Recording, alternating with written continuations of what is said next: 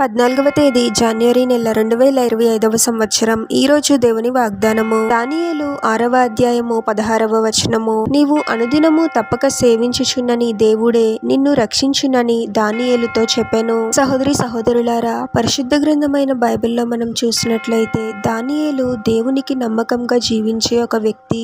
దానియేలు రోజుకు 3 సార్లు ప్రార్థించేవాడని పరిశుద్ధ గ్రంథమైన బైబిల్ చెప్తుంది. దానియేలు ఒక రాజు దగ్గర పనిచేసేవాడు. దేవుని విషయంలో కానీ మరి ఇంకా ఏ విషయంలో కూడా లోపము లేకుండా నమ్మకంగా ఉండేవాడు. అక్కడి ప్రధానులు దానియేలు మీద ఒక నింద మోపాలి అనే ఉద్దేశంతో వారు రాజుతో ఇలా అంటారు: 30 దినముల వరకు నీ యొద్ద తప్ప మరి ఏ దేవుని యొద్దనైనను మానవుని యొద్దనైనను ఎవడును ఏ మనవియు చేయకూడదు. ఒకవేళ కనుక ఎవరైనా చేస్తే వారిని సింహముల యొక్క గుహలో పడద్రోయబడాలి అని ఈ విషయం దానియేలుకు తెలుస్తుంది. అయినా దానియేలు తన ఇంటికి వెళ్లి యథాప్రకారముగా ప్రతిదినము చేసినట్లే రోజుకు 3 సార్లు మోకాళ్లపై ప్రార్థిస్తూ ప్రభువుని స్తుతించేవాడు. అయితే అక్కడి ప్రజలు దానియేలు ఇలా ప్రార్థన చేయడం చూసి రాజుకు తెలియచేస్తారు. అప్పుడు రాజు దానియేలుని సింహపు గుహలో పడవేయాలని ఆదేశిస్తాడు. దానియేలుని సింహముల గుహలో పడద్రోసి ఆ రాజు ఇలా అంటాడు: నీవు అనుదినము తప్పక సేవించుచున్న నీ దేవుడే నిన్ను రక్షించును అని.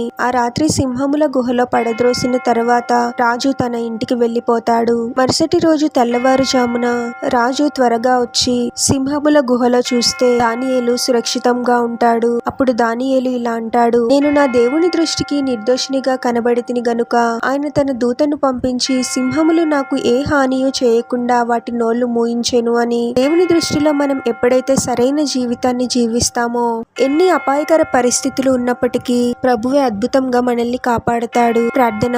పరిశుద్ధుడవగు ప్రభువా, మీ పరిశుద్ధమైన పాదాలకు వేలాది వందనాలు, స్తుతులు, స్తోత్రాలు చెల్లించుకుంటున్నాము తండ్రి. మరొక నూతన దినంలోనికి మమ్మల్ని క్షేమంగా ప్రవేశింపచేసిన దేవా మీకే స్తోత్రం ప్రభువా. ఈ లోకానికి లోకపు ఆచారాలకు ప్రాముఖ్యత ఇస్తూ మనుషులకు భయపడుతూ జీవించే వారముగా కాకుండా మీకు ప్రాముఖ్యత ఇస్తూ మీకు లోబడి జీవించే వారముగా మమ్మల్ని దీవించండి తండ్రి. వాక్య ప్రకారము మేము జీవించాలి ప్రభువా.